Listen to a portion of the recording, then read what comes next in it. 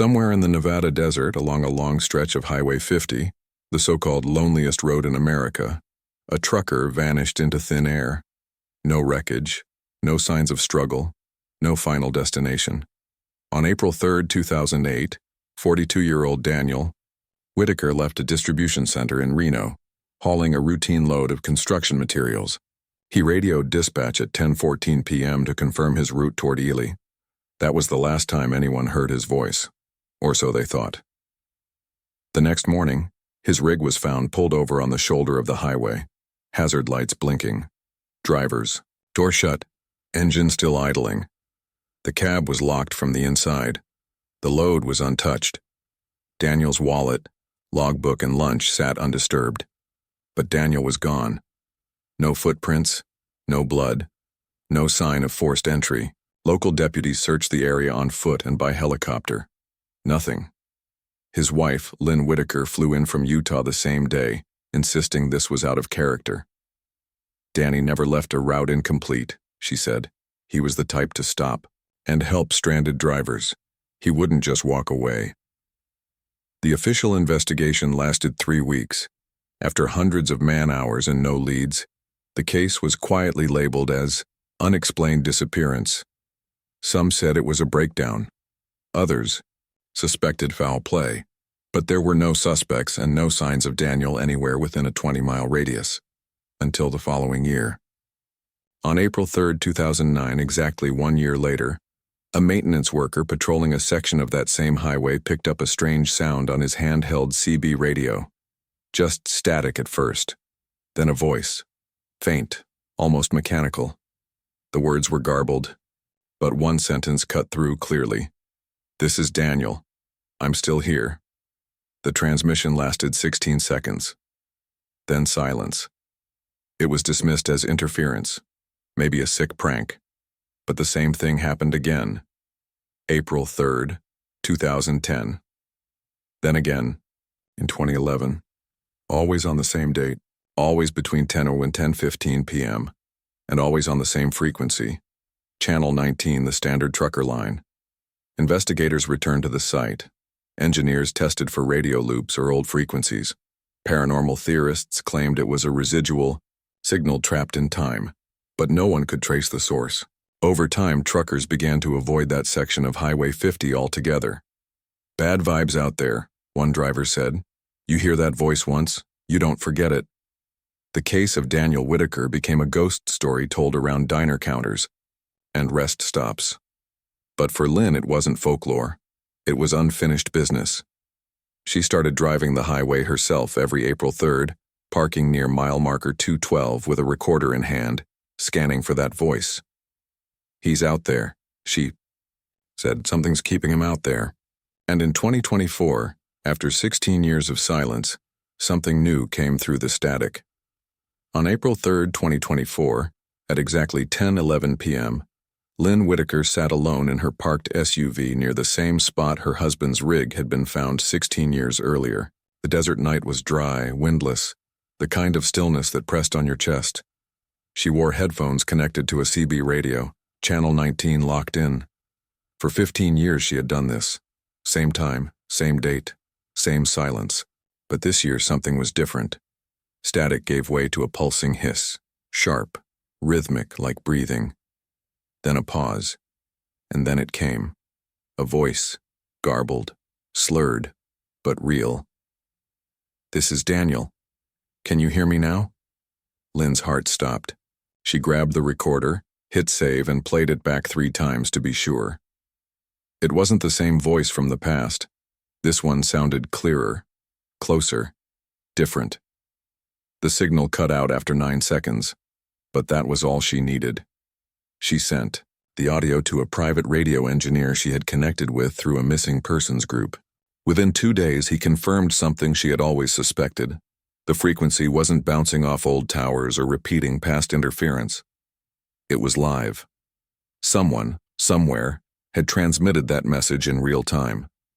Lynn took the recording to the Nevada State Police. The file was logged, but officers didn't prioritize it. "CBs can be manipulated, could be someone having a sick laugh," one officer told her. But Detective Rowan Clark, a younger investigator recently transferred from Las Vegas, took interest. He requested all previous reports connected to Daniel Whitaker's disappearance. What he found raised even more questions. Between 2009 and 2020, there had been 11 separate recordings or testimonies about the strange April 3rd signal. All dismissed as hoaxes. None had been officially archived. In Clark's opinion, that was a mistake. He contacted the FCC for transmission logs and signal trace data from Channel 19 on that date over the years. Most years had nothing. But in 2015, 2019, and now 2024, there were flagged anomalies, bursts of non-registered signal spikes localized around mile marker 212. Not strong enough to triangulate precisely, but consistent. He shared this with Lynn, who wept. "I knew I wasn't crazy," she said. "He's calling from somewhere." Clark requested permission to set up surveillance equipment along the highway the following year. Drones, motion detectors, portable signal trackers. But it would take time and funding. Meanwhile, Lynn kept digging. She went through Daniel's old logbooks and found something she had never noticed before. A handwritten note on the page from April 3rd, 2008. 4 words, circled in pencil. "Beacon light at 10. She had no idea what it meant. She showed it to Clark. He didn't either. But both agreed it didn't sound like a hallucination. It sounded like a location, a time, a signal. The deeper they looked, the stranger it all became. Lynn began to wonder, was the voice on the radio even Daniel's? Or was someone or something pretending to be him? Detective Clark dove into the phrase, "beacon light at 10. It felt cryptic, intentional, like a final breadcrumb left behind. He mapped every radio tower, beacon, or lighted landmark within a 30-mile radius of mile marker 212 on Highway 50. Most were utility-related, standard cell towers, service stations, and weather monitoring devices. But one stood out. A decommissioned air navigation beacon just north of the highway, registered under an old FAA designation, Echo Delta 14. Built in the 1970s, it had been out of use since 1995, but still stood skeletal and untouched, on a narrow plateau about 2 miles off the main road. According to local property records, the land surrounding it was government-owned but unmanaged. No recent activity, no fencing, no signage. Lynn had never heard of it. When Clark mentioned it, she said quietly, "Daniel always hated flying. Why would he know anything about an air beacon?" That made Clark pause. Was it a metaphor? Or did Daniel know something no one else did? They drove out together the following evening, April 5th, just 2 days after the latest radio signal. The beacon wasn't easy to reach. A gravel path, partially overgrown, led them through rocky terrain and brush until the structure came into view, rusted, angular, still standing despite decades of wind and sand. At its base, they found graffiti, beer cans, a broken camping chair, signs that it had been visited but not recently. Clark swept the perimeter with a portable signal scanner. At 10:03 p.m., the device spiked. A short burst. Faint, but undeniable. Radio frequency activity near the beacon. No voices, no static, just a pulse. A code. Lynn looked up at the structure and whispered, "He came here. I know he did." They found no footprints, no physical evidence linking Daniel directly to the site. But that spike was enough. Clark pulled satellite imagery archives from past Aprils, hoping to catch movement or heat signatures around the beacon area. Most data was inconclusive. Cloud cover, nighttime scans, low resolution. But in 2017, a drone image caught something unusual. A single vehicle parked near the beacon at precisely 10:12 p.m. The timestamp aligned with one of the confirmed CB signal reports. The vehicle appeared to be a truck, but due to image quality, no make, model, or license could be confirmed. Still, it was more than coincidence. Clark submitted a request to analyze weather patterns, road conditions, and satellite data across every April 3rd since 2008. What he discovered chilled him. Each time a signal was reported, the atmospheric conditions were nearly identical. Dry air, low wind, high barometric pressure. It was almost as if the voice could only break through under certain environmental thresholds. Meanwhile, Lynn found herself caught between awe and fear. The more clues surfaced, the less it felt like Daniel had simply gone missing. "I don't know if I'm hearing a message," she confessed to Clark one night, "or a warning. And somewhere out there under Nevada's moonless sky, someone or something was preparing to speak again." As April turned into May, Detective Clark expanded the investigation beyond Daniel's disappearance. He began searching for other missing persons reports along Highway 50, specifically those involving unexplained vehicle abandonment, radio interference, or strange timing. What he found surprised even him. Between 1992 and 2015, 7 long-haul truckers had vanished along the same stretch between Ely and Fallon. Most cases had been closed with the same vague label: presumed voluntary disappearance or lack of evidence. In all of them, the trucks were found intact. Engines, off cabins locked, personal belongings untouched, just like Daniel's. Clark compiled the names. He reached out to the families. 2 had passed away. 1 refused to talk, but 4 agreed to speak. One of them, Margaret Linwood, lost her brother Harold in 2001. He was hauling produce from Sacramento to Salt Lake, she said. Disappeared outside Eureka. His truck was found near mile marker 209, same highway. When Clark told her about Daniel, she froze. "That's the date," she said. Harold disappeared on April 3rd. Now there were 2. Clark continued. Another driver, Gregory Sandler, vanished in 1997. His truck was found 10 miles from mile marker 212. April 3rd. Again. Another man, Terrence Dobbins, was last seen. On April 2nd, 1990. His truck was found the morning of April 3rd. The pattern was no longer theory. It was documented. For decades, men had been disappearing on the same date along the same road. Clark created a timeline and shared it with Lynn. She cried. Not just for Daniel, but for the others. "I thought I was alone," she said. "But now I wonder how many of us have been screaming into the static." Lynn started contacting other families. Together, they formed a group, Voices in the Static. It began as a support circle, then grew into an information exchange. Clark shared what he legally could.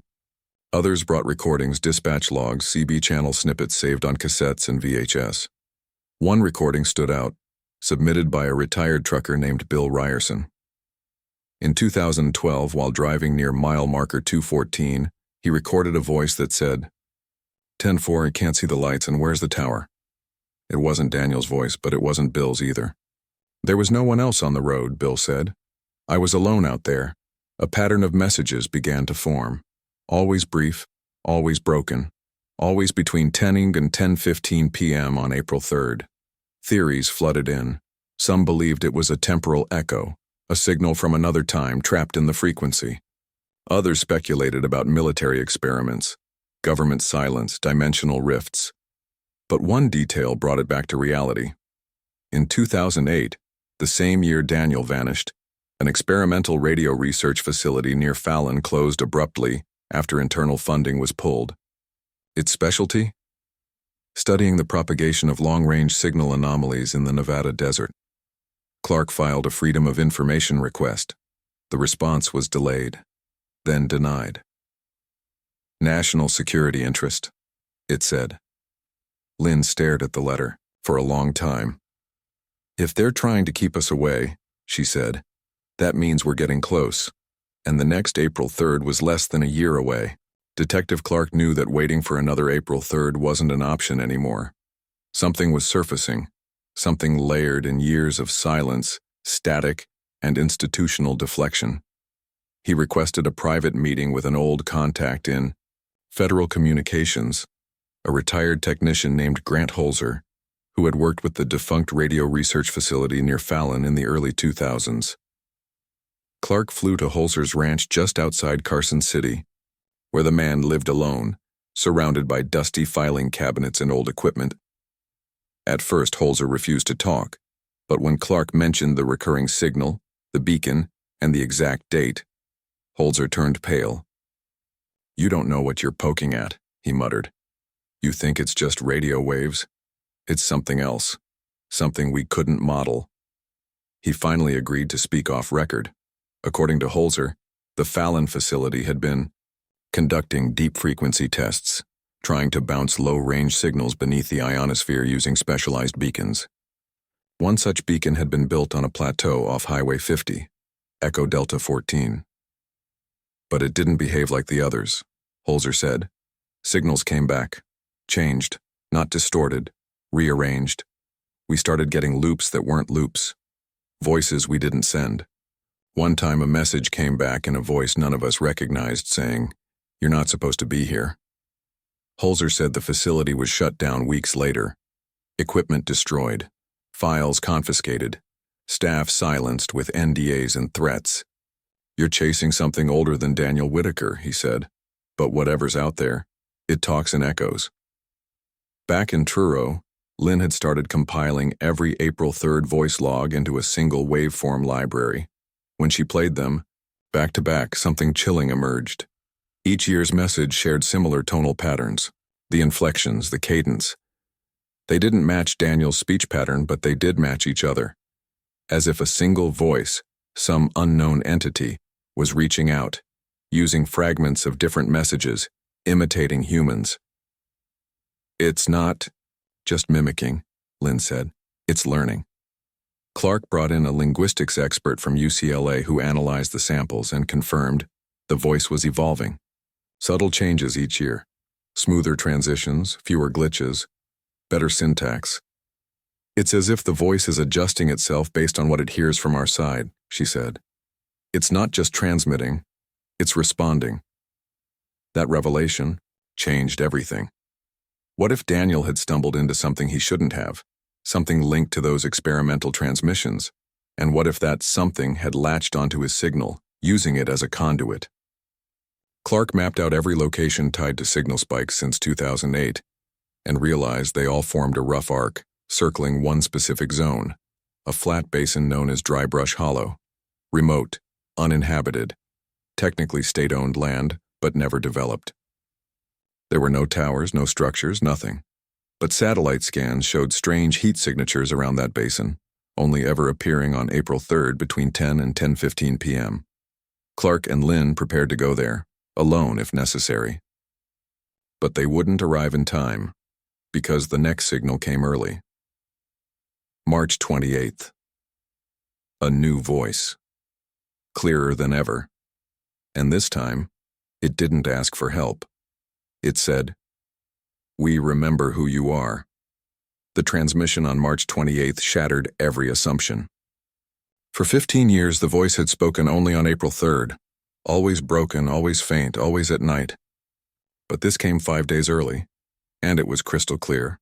No static, no distortion, just 8 words, delivered in a voice so human it made Lynn freeze. "We remember who you are. Don't come." She played it back over and over. The voice wasn't Daniel's.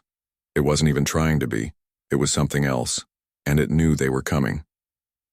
Detective Clark submitted the recording to forensic audio specialists. The results were inconclusive. The waveform registered as human speech, but with anomalies, unnatural pitch symmetry, no breathing intervals, and an underlying tone beneath the voice that pulsed like a low hum. Inaudible to most ears, but detectable in spectrogram analysis. "It's as if the voice is riding on top of another frequency," one expert said, "like a parasite using a host."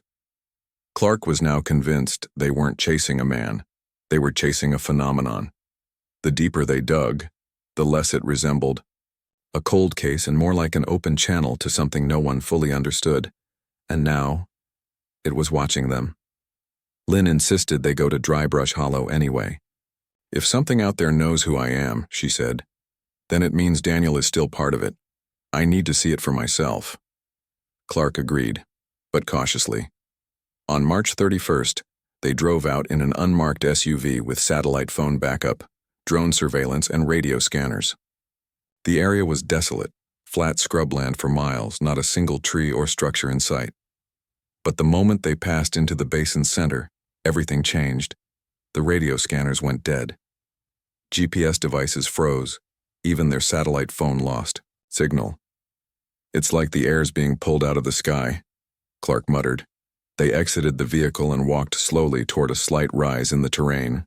And then they heard it, not through the radio but in the open air. A low rumble, vibrating the ground beneath their feet. A frequency felt in their teeth more than their ears. It lasted 7 seconds, then silence. And then a sound like a voice whispering from all directions at once. "We don't want you here." Lynn staggered. Clark reached for his gun instinctively, though he knew it was useless. They turned back toward the car, but it was gone. In its place, an open desert. No tire tracks, no sign of disturbance. Just the rise and fall of heat mirages. They were alone. The hum returned, louder, higher. Lynn dropped to her knees, clutching her ears. Clark pulled her up, dragged her backward across the sand, heart racing, every instinct screaming to flee. And just as suddenly as it started, it stopped. The SUV was there again, exactly where they had left it. Clark looked at Lynn. "Tell me you saw that." She nodded, breathless. "Something here is bending time. Or perception." They left Drybrush Hollow in silence. But that night, when Lynn returned home, her house alarm was blinking. There was no sign of forced entry, nothing stolen. But on her kitchen table, her CB radio had been turned on. Channel 19, volume maxed out. And next to it, a cassette tape labeled April 3rd, 2008, in Daniel's handwriting. Lynn didn't sleep that night. She sat at her kitchen table, the cassette in her trembling hands. The handwriting was undeniably Daniel's, slanted, neat, with the small curve on the P she had memorized from years of watching him jot notes in logbooks. But how had it gotten there? She hadn't seen that tape in over a decade, and the last time it had been stored was in a sealed box in her attic, under old coats and blankets.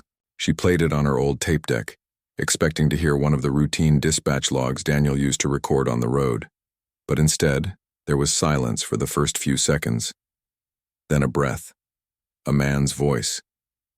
"If someone finds this, I hope it's you, Lynn." It was Daniel's voice.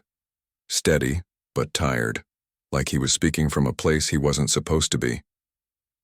"I don't know what's real anymore," the voice continued. "It's like the road keeps looping. I try to drive, but the exits vanish. I saw something in the sky. Not a plane, not a drone. Something alive. It whispered inside my radio. I think it's learning me." The tape cut in and out, parts distorted, others shockingly clear. Daniel spoke of lights in the desert that moved without sound, of a humming that made him forget how long he'd been driving, of waking up in the sleeper cab without remembering pulling over. "There are others," he said. "I've heard them. They talk in static, they scream when it's silent." Then the tape ended with a final message. "If this reaches you, don't come looking. It's not a place you walk out of." Clark arrived at her house the next morning and listened to the recording. He didn't speak for a long time. Then he said, "This tape is aging backwards." He wasn't being dramatic. The physical condition of the tape, its casing, its spools, was pristine, as if it had just been manufactured. But the label on the cassette was brittle and faded. A lab analysis later confirmed it. The internal magnetic strip held signs of advanced data retention, as if the tape had been preserved in a vacuum, or not affected by time at all. "It's like it skipped decay," Clark said, "like it was stored somewhere that doesn't age."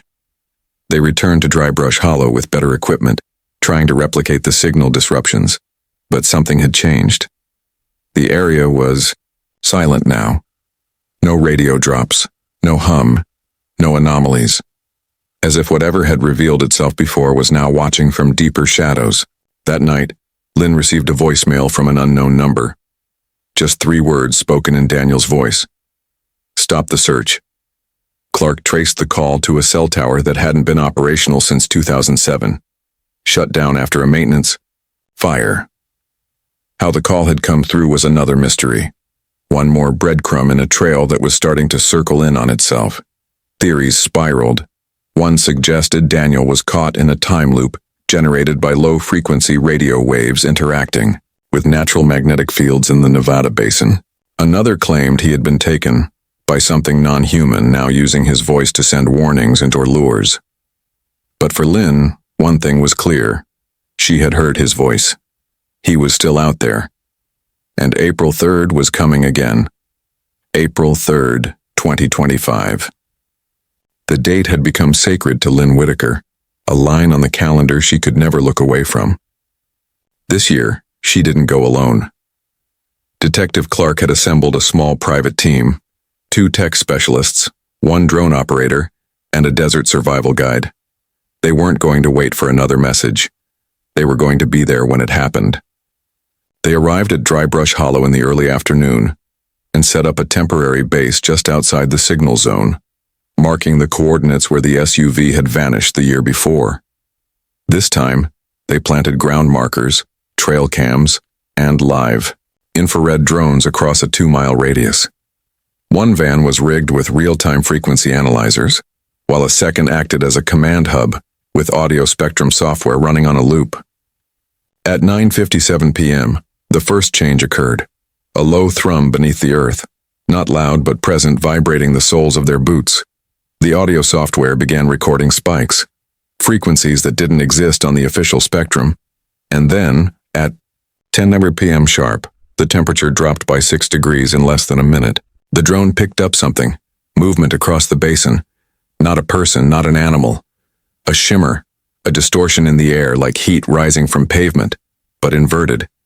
It pulsed forward, then vanished. The CB radio on channel 19 crackled. Then, it spoke. Not Daniel. A chorus of voices, male, female, young, old, all overlapping. "We watched you leave. You do not belong here." Clark leaned into the mic. "Where is Daniel Whitaker?" The voices fell silent.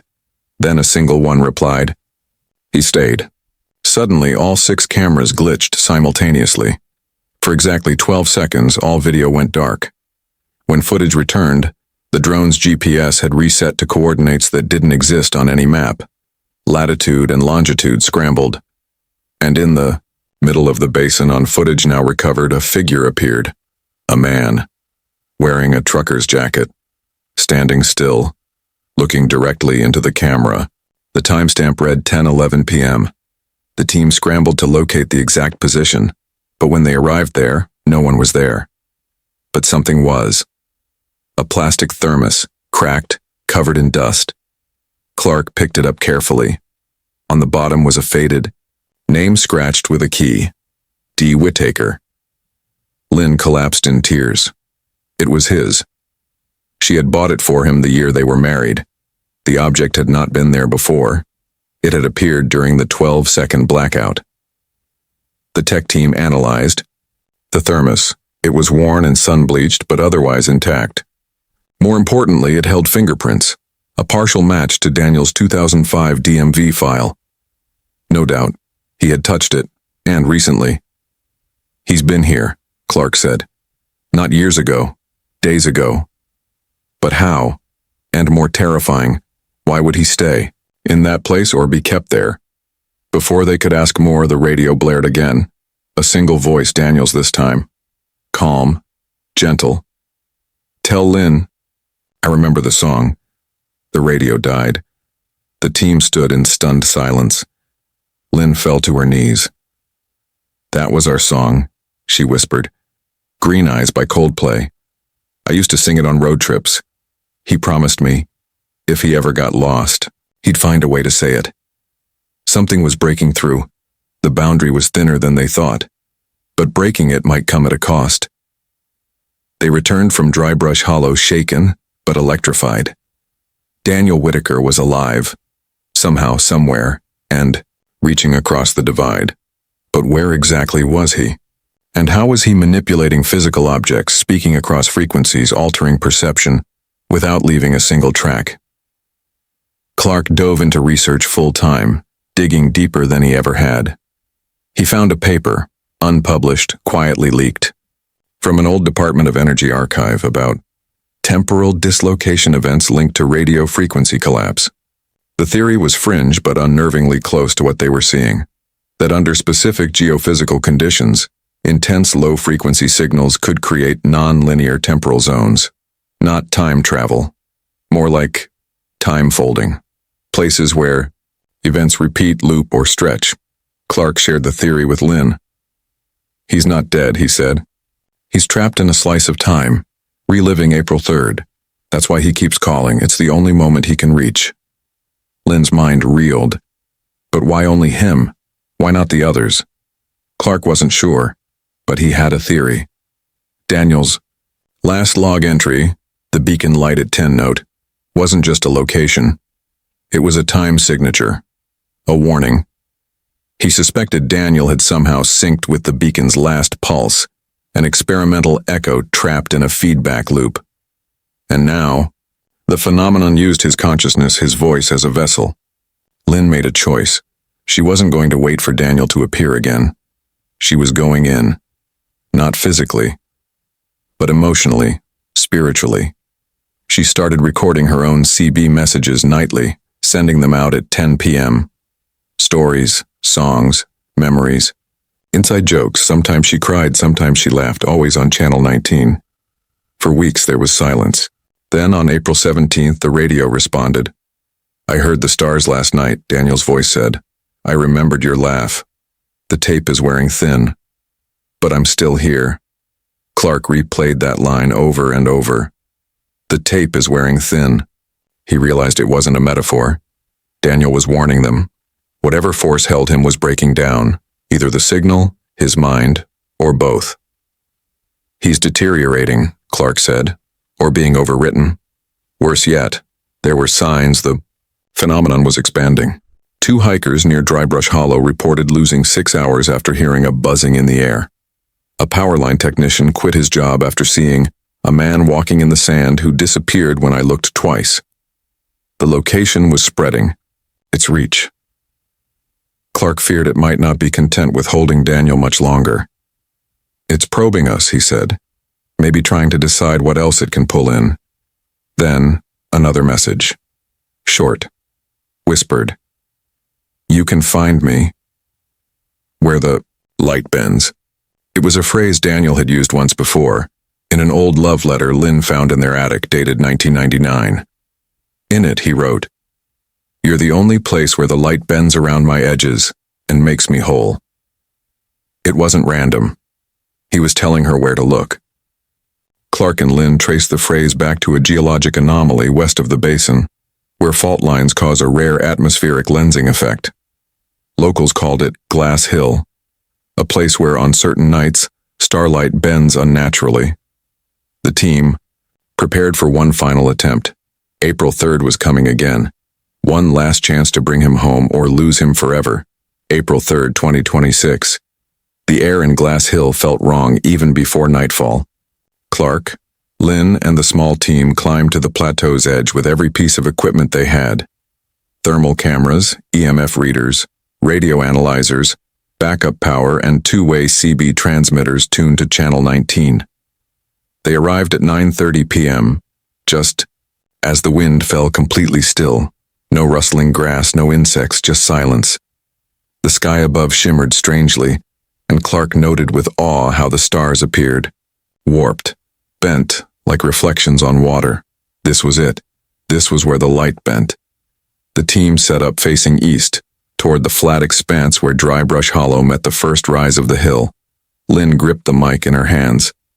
"Daniel, we're here," she said.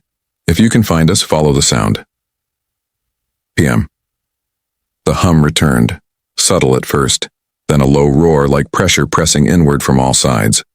The sand beneath their feet trembled. Then the radio crackled. "I see you," Daniel's voice whispered. "I'm close." Clark pointed toward the valley. "Thermal spike. Right there.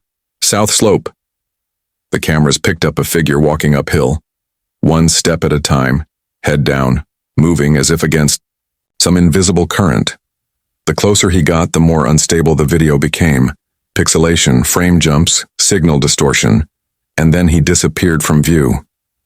"No," Lynn cried. But a second later, he was standing behind them. Real, whole, wearing the same jacket he'd worn in 2008. Pale, eyes wide. "Lynn." He collapsed in her arms. She sobbed. The others watched in stunned silence. Clark scanned his vitals, elevated, but normal. How did you get here?" Daniel looked up, disoriented. "I kept walking, for years. Every day was April 3rd, every road looped, every voice echoed mine. But you kept talking. I followed your voice." They rushed him back, to the vehicle. As they drove down the hill, Clark kept checking the mirrors, half expecting reality to snap and steal Daniel back. But it didn't. He stayed. They ran tests. He had no memory past 2008, no physical aging beyond a few wrinkles. It was as if time had passed differently for him, slow, stretched like living inside a dream. Scientists and specialists were brought in. No one could explain it. Some believed Daniel had undergone psychological trauma, survived in isolation, and constructed a fantasy. Others whispered about dimensional tears, time slips, government experiments gone wrong. But Lynn didn't care. He was home. In the months that followed, Daniel slowly reintegrated into life. He avoided technology, refused to go near radios, and never again spoke of Drybrush Hollow. But one night Clark received a letter, no return address. Just a single sentence in Daniel's handwriting. "They're still out there, watching." Below it, taped to the page, was a tiny circuit board. It matched a device that had never been commercially made, a prototype from the Fallon Radio Research Facility, lost in 2008. It had Daniel's fingerprints on it, still fresh. The government declined comment. The basin was quietly fenced off. Glass Hill was labeled a protected wildlife zone. The case was closed. But sometimes on April 3rd, Channel 19 still whispers. Not in Daniel's voice, but in something else. Something that remembers. Something that waits. And in the static, the world holds its breath.